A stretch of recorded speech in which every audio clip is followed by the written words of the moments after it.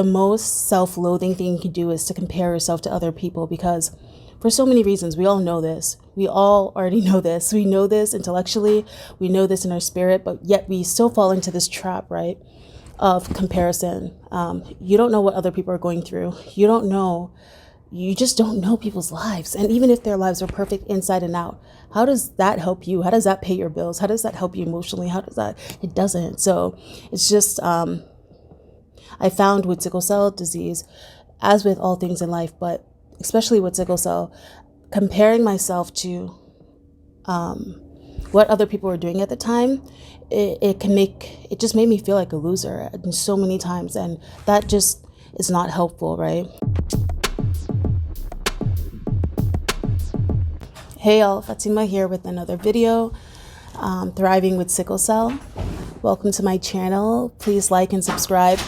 Really would enjoy having you here. The second half of senior year is where you get your results, and at that time I got into all of the schools I applied to, right? And I was really stressed out just by applying and all that. But I think looking back now, the thing that stressed me out the most was comparing myself. I ended up going to the University of Pittsburgh, and everything worked out great. I met some really amazing people there, thank God. But I think now back on that time, and the thing that made that time difficult was that I was comparing myself. It wasn't Johns Hopkins, it wasn't Harvard, it wasn't MIT. So after years of taking school so seriously and thriving and just doing the best I could do and more, even jeopardizing my health, my sleep and all that. And I got accepted into every school I applied to, every school I wanted to go to, and yet it wasn't enough. And the reason why it wasn't enough for me is that of what I was looking at what everybody else was doing and other people were doing, you know. And as human beings, of course, we never look at people who didn't get into college, or people who don't have as much as we have, or who are not, who are struggling worse than we are. We always look at people above us, and that can create some sense of contentment, not even contentment, just envy or self-hatred within ourselves, right? It can even have nothing to do with the other person. When it comes to having chronic pain and being sick, when I say being sick, I mean like having chronic pain, having chronic fatigue, struggling with your body day in, day out, every day of your life, or most days of your life. It can, it drains me. It's exhausting. Like sometimes I'm like, can I just have a break? Or can I just, you can't plan. It's hard to plan your life, right? Because something may sound exciting to do and you're looking forward to it. And then the day comes and your body's aching, or maybe you're just drained really. And so it's hard to plan life and have a full life. The second time I felt a sense of sorrow and just apathy about life, and a lot of stress was when I had my daughter.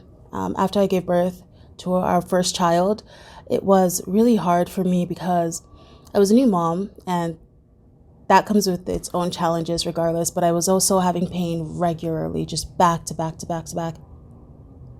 You know, again, foolishly, I was on social media a lot and just looking at other people's life and how other people were doing motherhood, and comparing myself to that, and just kind of feeling like, is my daughter, am I enough for her? You know, am I good enough for her? Can I be enough for her? And again, it wasn't even about anything my husband and I were doing. We were doing just fine. You know, in fact, we did amazingly. We really did the best we could at that time. And we had so much help and support. And I look back at that time, it was such a beautiful time, really. But did I fully enjoy it? No, because I was busy comparing myself to other people, even imaginary figments of my imagination of what I thought motherhood was, what I thought I should be for her. So those are the two times, senior year of high school, when I was going to colleges and getting acceptance letters, and also just hearing about other people's college lives and imagining what their lives were. And also when I became a first-time mother, imagining what someone else's journey as motherhood was, right? And it's so pointless. It's like the most self-loathing thing you can do is to compare yourself to other people, because for so many reasons, we all know this. We all already know this. We know this intellectually. We know this in our spirit, but yet we still fall into this trap, right, of comparison. You don't know what other people are going through. you just don't know people's lives. And even if their lives are perfect inside and out, how does that help you? How does that pay your bills? How does that help you emotionally? How does that? It doesn't. So it's just, I found with sickle cell disease, as with all things in life, but especially with sickle cell, comparing myself to what other people were doing at the time, it just made me feel like a loser so many times. And that just is not helpful, right? So what I've started to do, especially as I'm thinking about long-term health goals and what I want to be for myself, what I want to be for my children, for my husband, for my family at large, the barometer is myself, right? So that's the new barometer. It's really great. And what I mean by that is, how am I doing today compared to yesterday? How am I fueling my body with the healthiest choices? I love ice cream so much, but just can't have ice cream every single day. It's just not how you have a good quality of life. It doesn't go hand in hand, as bad as it is, right? As good as and delicious as ice cream is, good quality of life and ice cream daily doesn't go hand in hand, right? So anyways, I say all this to say is, like, when we judge ourselves based on our own metrics and set up boundaries for ourselves and set up goals for ourselves that work for ourselves and our family, that is when we really win at life. That's when we find hope, peace, success. So am I sleeping? Am I caring for myself? Am I tuning out the noise?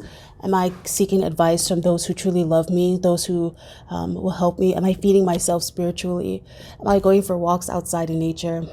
You know, we know what to do. We know what we need to do to feed the health, our general overall health. So please, out there, if you are in a place of despair, I pray that you come out of that, and I pray for goodness for you all. And I just pray that wherever you are in your life, you find the sweetness and the goodness in it in that moment, and you grab onto it with both hands. Optimism may seem foolish to others, but optimism is it's a lifeline.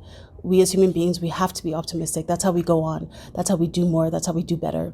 So God bless you. Take care. Stay safe out there. And subscribe, share. And I hope you have a beautiful, beautiful day and an amazing week ahead.